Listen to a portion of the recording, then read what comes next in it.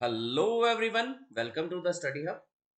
तो physics classes में हम वेव ऑप्टिक्स के एमसीक्यू लेके आए हैं। ये बहुत ही इंपॉर्टेंट रहने वाले हैं सीयूईटी के एग्जाम के लिए, नीट, जेई और 12th एग्जाम। चैनल को लाइक करना, सब्सक्राइब करना, शेयर करना मत भूलें। तो ये रहता है हमारा पहला क्वेश्चन स्क्रीन पे। हो रहा है डिस्प्लेसमेंट इंटरफेयरिंग वेव्स की y1 4 sin ओमेगा टी और y2 3 cos omega T. Amplitude resultant waves का क्या होगा? और ये दिया कि y1 और y2 सीजीएस सिस्टम।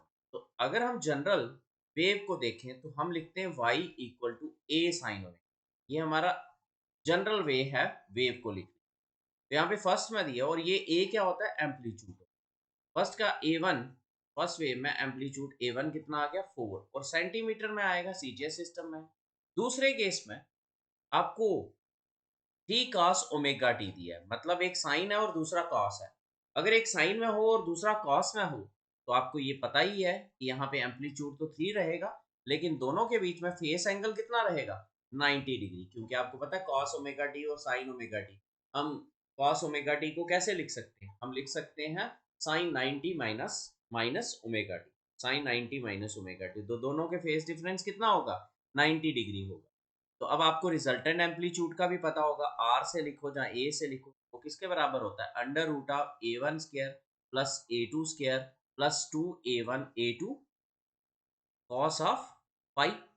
ये कॉस ऑफ फाइव वाला तो कॉस 90 जीरो होता है, ये वाला तो खत्म ही हो गया।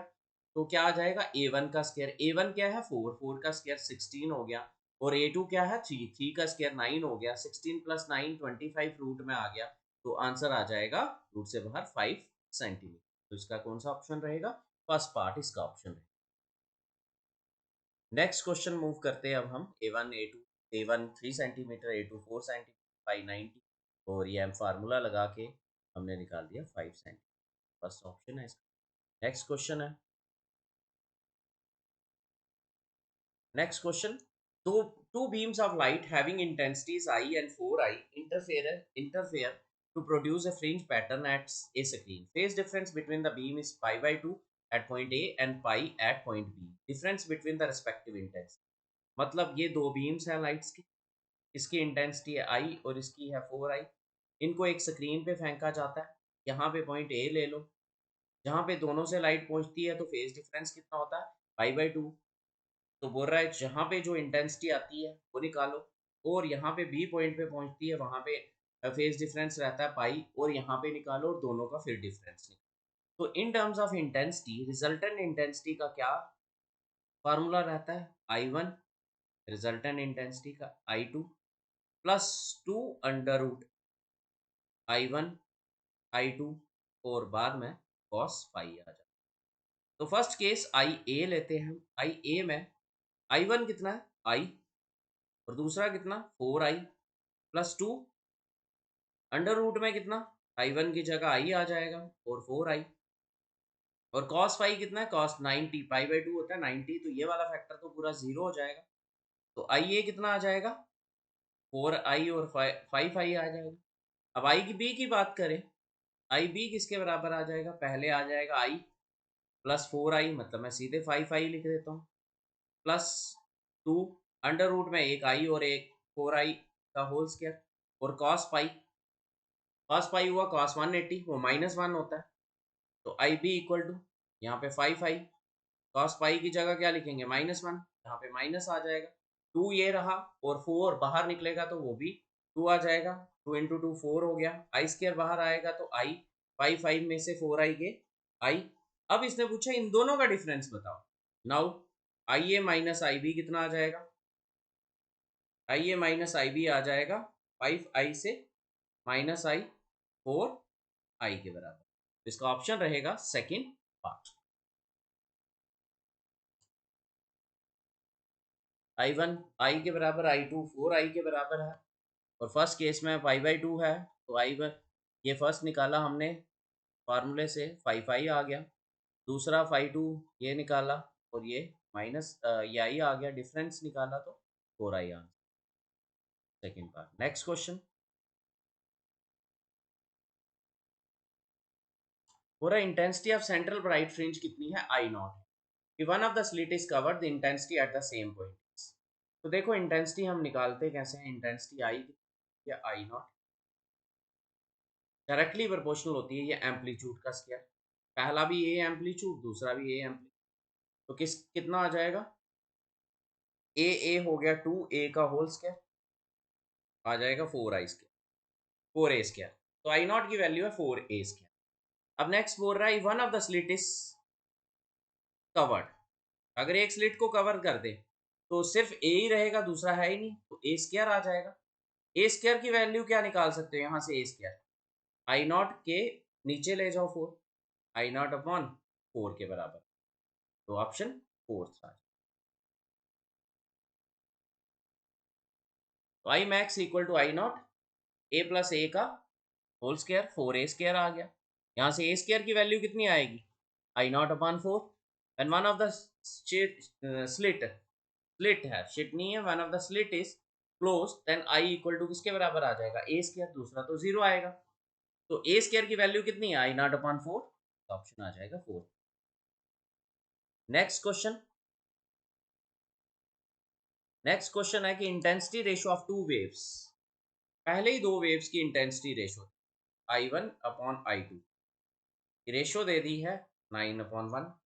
तो हम मान सकते हैं कि I1 किसके बराबर है, 9 के बराबर है, और I2 किसके बराबर है, 1 के बराबर है।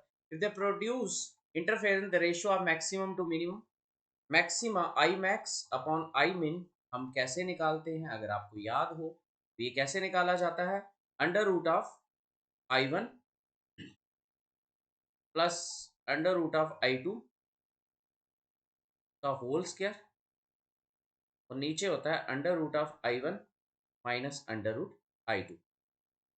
ठीक है, I1 का कितना आ जाएगा, 9 का रूट आ जाएगा 3, और 1 का आ जाएगा 3+1, और नीचे आ जाएगा 3-1,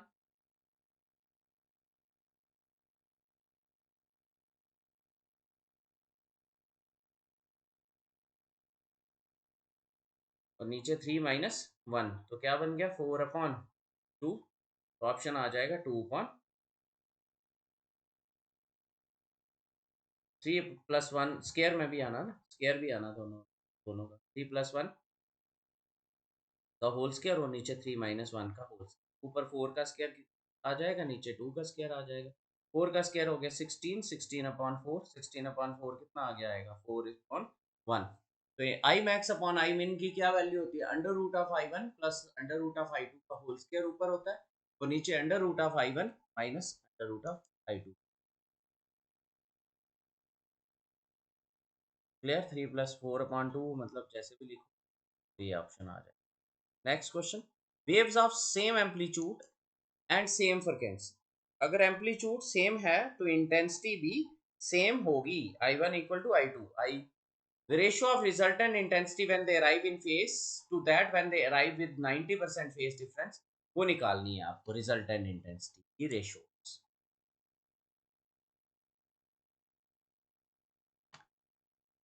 तो वेव सेम एम्पलीट्यूड की हैं तो इंटेंसिटी भी सेम होगी। पहले हम निकाल लेते हैं आई ए। आई इंटेंसिटी का मैंने आपको फार्मूला बताया था, रिजल्टेंट इंटेंसिटी का I1 plus I2 plus 2 under root of I1 I2, और आगे क्या होता है cos फाई। तो पहली इंटेंसिटी भी आई है, दूसरी भी आई है, तो कितना हो गया 2i plus 2 under root of I into I square आ गया, और कॉस कितना 0, कॉस 0 इज 1, तो कितना आ जाएगा 2i, और यहां से भी 2i, कितना आ गया 4i। और जब डिफरेंस लेंगे कॉस आगे आ जाएगा +2 under root of I square, और कॉस 90 इज 0, तो ये वाला पूरा 0 हो जाएगा। तो आई पी की वैल्यू क्या आएगी, 2i के बराबर आएगा। रेशियो निकालनी है तो 4i/2i, क्या रेशियो आ जाएगी 2:1, तो इसका ऑप्शन थर्ड रहेगा। इन फेस फाई की वैल्यू 90 रहती है, तो ये फार्मूला लगा के आई इक्वल टू 4i0 निकाल दिया, और यहाँ पे सिर्फ प्लस होगा, cos 90 तो जीरो होता है, तो दोनों की रेशियो निकाली 2:1। तो नेक्स्ट एमसीक्यू के लिए चैनल को लाइक करें, सब्सक्राइब करें, कमेंट करें फॉर द नेक्स्ट लेक्चर।